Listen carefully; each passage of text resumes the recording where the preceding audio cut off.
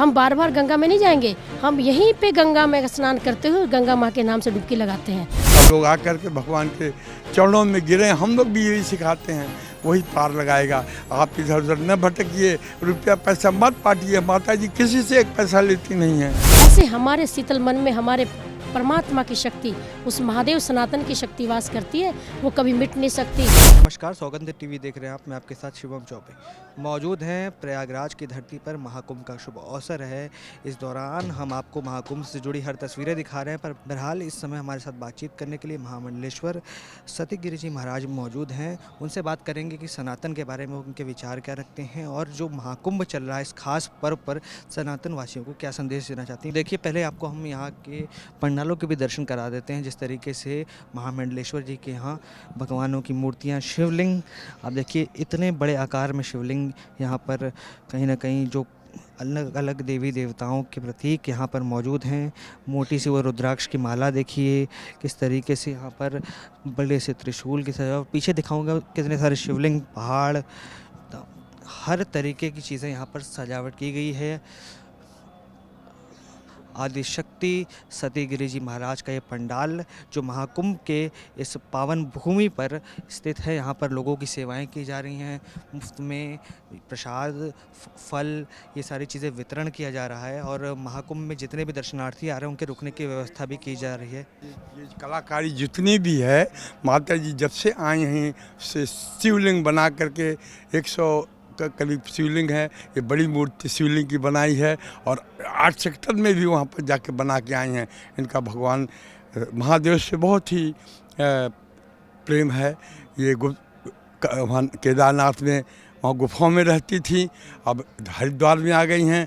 कुंभ में आकर के जब से आई हैं ये अपनी सेवा दे रही हैं लोगों को। ये भी देश दे रही हैं कि महादेव ही सब कुछ दुनिया को चला रहे हैं और उनकी आराधना ही सफल सबको करेगी।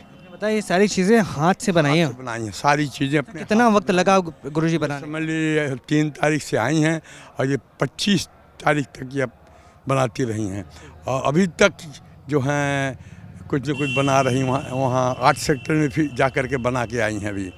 तो ये जब भी आती हैं अपने हाथों से ही बनाती हैं। हरिद्वार में जितनी भी मूर्तियाँ, बड़ी बड़ी मूर्तियाँ हैं, अपने हाथों से ही बनाती हैं सारी चीज़। जो हरिद्वार में सबसे ऊंची कांगड़ी में सबसे 108 फुट की जो माता जी की मूर्ति दुर्गा जी की है, वो हमारे आश्रम में है। इसीलिए माता जी का बहुत बड़ा नाम है। ये आध्यात्म के क्षेत्र में बहुत ऊपर हैं। समझ लीजिए कि ये भगवान शंकर इनके साथ चलते हैं, देवी चलती हैं इनकी। महाकुंभ के शुभ अवसर पे ये जो दर्शनार्थी यहाँ पर आ रहे हैं, संगम में डुबकी लगा रहे हैं, किस तरीके का माहौल है और कैसा जो इस समय महासंगम, त्रिवेणी संगम कहा जा रहा है, तो लोग आ रहे हैं यहाँ दर्शन करने, किस तरीके से लोग आशीर्वाद प्राप्त कर रहे हैं? मुझे तो ऐसा लगता है कि ग्रामीण अंचलों से, शहरों से जो भी आ रहे हैं, ऐसे इतना गंगा के प्रति प्रेम, वो भीड़ में धक्का भी खा रहे हैं और सब तकलीफ़ें उठा करके, कहीं पर रहने की जगह नहीं है, कहीं पर उनको भोजन नहीं कर पाते हैं वो, लेकिन माता के गंगा स्नान के लिए वो व्याकुल रहते हैं। और जब स्नान हो जाते हैं तो ऐसा लगता है कि उनको स्वर्ग मिल गया। आकर के फिर दर्शन करते हैं, हमारा हृदय भर जाता है कि इतना प्रेम दुनिया में कहीं भी नहीं मिलेगा। जो लोग इतना करके यहाँ पर महाकुंभ में आनंद उठाते हैं और महसूस करते हैं हृदय से, इनको दी शिक्षा देने की जरूरत नहीं कि कैसे ध्यान करने की जरूरत है, कैसे भगवान को मिलेंगे। इनको ईश्वर प्रदत्त है। उत्तर प्रदेश में भगवान कई जगहों पर भगवान ने अपना जन्म लिया, लेकिन ये पूरे भारत का एक हो गया है कि हर चीज़ सब जगह फैल गई है कि हमारे आध्यात्म ही सबसे बड़ा है और दुनिया में कुछ नहीं है। सब लोग आकर के भगवान के चरणों में गिरे, हम लोग भी यही सिखाते हैं, वही पार लगाएगा। आप इधर उधर न भटकिए, रुपया पैसा मत पाटिए, माता जी किसी से एक पैसा लेती नहीं है। आप चढ़ाने जाओगे तो कहीं नहीं, आप अपने खर्चे के लिए रखो। फिर भी जो आपका मन करता है तो आप भगवान, यहाँ पर मूर्तियाँ हैं, यहाँ पर साध हैं, वहाँ पर चढ़ा देते हैं। वो सेवा करती हैं। आश्रम में भी गरीब बच्चे इनके पल रहे हैं। 10 15 माताएं जो अपने अर्थहीन हैं वो पल रही हैं। हम लोग अगर साधु संत वहीं पर पड़े हुए हैं, माता किसी से एक पैसा लेती नहीं है। और कहाँ से आता है ये हमें मालूम नहीं पड़ता किस तरह से वो चलाती हैं। वो नंदुबार में, फिर यहाँ जा कर के कई जगह इनके आश्रम हैं, वहाँ पर भी ये माताओं को जहाँ जाते हैं ये अपना देती रहती, करती रहती हैं। इनका प्रेम जो ज़्यादा नंदुबार ऐसा इलाका है कि वहाँ पर अधिकतर आदिवासी लोग रहते हैं, उनके पास पैसे नहीं रहते, उनके पास इतनी बुद्धि नहीं रहती महात्मा कैसे प्रेम करते हैं। लेकिन जब माता जी जाती हैं ऐसे लगते हैं जैसे अपना पुत्र है। वहाँ से देखिए इतने दूर से आकर के माता जी के पास घंटों बैठे रहते हैं। किसी चीज़ की बस माता जी के दर्शन करना है, सब जगह से भाग करके आते। अभी भी आए 25-30 आदमी अभी बैठे थे, दर्शन करके एक एक गए। माता जी बैठती हैं तो ईश्वर की कृपा है, वो पहचान लेती हैं कि आप क्या चाहते हैं, कैसे जीवन में व्यतीत हो रहा है, उसको करेक्ट करती हैं कि जब बेटा ऐसे करो और बहुत उन्नत करोगे। सबको एक एक को काउंसलिंग करती हैं। मुझे बहुत खुशी हुई। मैं 84 साल का हूँ, आकर के माता जी के पास ही मैं सोच लिया हूँ कि हमारा अंतिम समय वहीं निकल जाए। इनके पास जो हमें सुख मिलता है, शांति मिलती, क्यों दुनिया में पैसा रुपया सब की मार काट लगी हुई है। माता के पास मुझे शांति मिलने की, इनके पास पैसे का कोई वो नहीं है कि आप दोगे तो रहोगे, नहीं दोगे नहीं, कुछ नहीं। शांति से अपना भजन करो, काम करो। वो माता जी सब अपना इंतजाम करती हैं। कहाँ से आता है माता जी जानती हैं। माता जी भी यहाँ मौजूद हैं, उनसे भी कुछ बातचीत कर लेते हैं। आइए दर्शकों को माता जी के दर्शन भी करा देते हैं। माता जी कोटि कोटि प्रणाम आपको। माता जी पहले तो हमें गुरु जी ने बताया कि सारी जितनी भी प्रतिमाएं हैं ये आपने खुद अपने हाथों से बनाई हैं। तो पहले तो ये बताइए कि इतनी सुंदर कलाकृति आपने सीखी कहाँ से, क्योंकि दर्शक भी हमारे देखेंगे अगर तो कहेंगे कि आप बहुत ही कम समय में बताया कि 100 से ज़्यादा शिवलिंग बनाया, इतना बड़ा शिवलिंग आपने बनाया यहाँ पर। तो ये सारी चीज़ें की प्रेरणा कहाँ से आई आपको? हम बेटे बचपन से महादेव, नमो नारायण, हर हर महादेव, हम उस महादेव के भक्त हैं और उस माँ आदि शक्ति के भक्त हैं। उनकी प्रेरणा से हम एक अंतःकरण से ध्यान करते हैं और हमारे महादेव हमें प्रेरणा देते हैं कि ये साकार करना है, और फिर प्रत्यक्ष रूप में वही रूप हम साकार कर देते हैं। तो जो किया मैंने नहीं किया, मेरे परमात्मा की शक्ति ने किया, मेरे महादेव की शक्ति ने किया, और मेरे जो अंतःकरण में वास करते हैं उनकी शक्ति ने किया। माता जी अब हम त्रिवेणी महासंगम की बात करते हैं, तो अगर यहाँ पर देश विदेश से करोड़ों की संख्या में लोग आते हैं और सबकी आस्था होती है कि हम त्रिवेणी महासंगम में डुबकी लगाएं, पर जब इतने सारे लोग एक साथ इकट्ठा होते हैं तो कहीं ना कहीं व्यवस्था करना भी मुश्किल हो जाता है। तो क्या संदेश देना चाहेंगे जो लोग करोड़ों की संख्या में आते हैं, यहाँ डुबकी लगाना चाहते हैं, तो क्या केवल एक स्थल है जहाँ पर डुबकी लगाई जा सकती है या फिर पूरी गंगा में कहीं भी डुबकी लगाएं तो उतना ही पुण्य प्राप्ति होगी? हम बोलना चाहेंगे उन भक्तों को, हम बोलना चाहेंगे संत को, हम बोलना चाहेंगे संस्कार सरकार को, क्योंकि गंगा तो निर्मल है।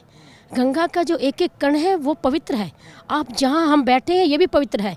हम बार बार गंगा में नहीं जाएंगे, हम यहीं पे गंगा में स्नान करते हुए गंगा माँ के नाम से डुबकी लगाते हैं। तो जहाँ जहाँ जो भक्त हैं उसी स्थान पे वो स्नान कर सकते हैं। ये नहीं कि आप संगम त्रिणी पे जाके आप स्नान करें, आपके भाव होने चाहिए। परमात्मा आपसे कनेक्ट वहीं हो सकते, गंगा माँ आपको वरदान आशीर्वाद वहीं दे सकती है जहाँ आप निर्मल जल से स्नान करेंगे।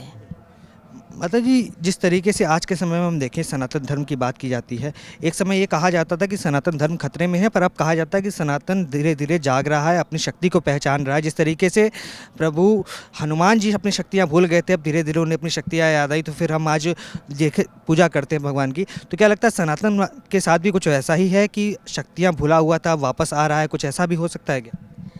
देखो सनातन वो नींव है, संसार जो बोलते हैं ना हमारे शिव की शक्ति से है, त्रिशूल पे है। जो सनातन है वो शिव का रूप है। क्या हम शिव को भूल पाएंगे? कि हमारा सनातन को कोई मिटा पाएगा?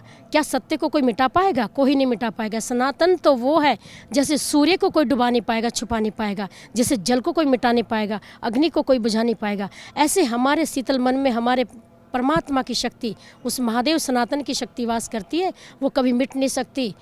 दुष्ट मिट जाएंगे, राक्षस मिट जाएंगे, असुर मिट जाएंगे, दुराचारी भ्रष्टाचारी धर्म भ्रष्टाचारी मिट जाएंगे, पर धर्म हमेशा रहेगा और धर्मात्मा हमेशा ये कार्य करते रहेंगे सृष्टि पे। अच्छा, हम जिस भूमि में खड़े हैं, प्रयागराज उत्तर प्रदेश की भूमि है, इसको जो इस समय चला रहे हैं वो भी एक संत महात्मा योगी जी हैं, योगी कहते हैं। तो कैसा व्यवस्था है, क्योंकि कुछ लोगों ने यहाँ के जो इंतज़ाम है उस पर भी सब प्रश्न चिन्ह उठाए, कहा कि हिंदुओं के इतने पावन स्थल को भी व्यवस्थित नहीं कर पाए। तो क्या लगता है, व्यवस्था ठीक रही है या फिर नकारा रही है? नहीं, व्यवस्था बहुत अच्छे थे। हम योगी जी को धन्यवाद देते हैं और महादेव उन पे ऐसी कृपा बनाए रखे कि आने वाले समय के लिए वो ही आए, क्योंकि उन्होंने बहुत व्यवस्था की। पर हमारा जो महाकुंभ था, जो महामेला था, ये धकेला बन गया, क्योंकि सबको इतना प्रेम मिला, सबको इतना एक जिज्ञासा हुई कि हमें कुंभ में जाना चाहिए, हमें कुंभ में जाना चाहिए। तो हमारे भक्त इतने आए, लगातार आए, उनकी गिनती नहीं रही। तो छोटा ही मतलब ये होना होता है, जो भी होना होता है परमात्मा की इच्छा से होता है। जो घटना घटी है उसकी इच्छा से घटी है। पर क्या है कि ये शुभ कार्य था, जिसने भी इसमें आके भगवान के नाम की गंगा माँ में डुबकी लगाई या जो भी आया वो पुण्य प्राप्त करेगा। और जो योगी जी की व्यवस्था बहुत अच्छी थी, और जो आए हैं मतलब ये अपनी बड़ी श्रद्धा, विश्वास, प्रेम से आए हैं यहाँ पे, जो आने चाहिए और सभी आने चाहिए। पर व्यवस्थाएं सरकार अपनी तरीके से कार्य करती है और भक्त अपनी तरीके से करते हैं और संत अपनी तरीके से करते हैं। जैसे हम महादेव के पास बैठे हैं, भक्त संसार में बैठे हैं, और जो साधु संत हैं वो भी अपने संतों के बीच में बैठे हुए हैं।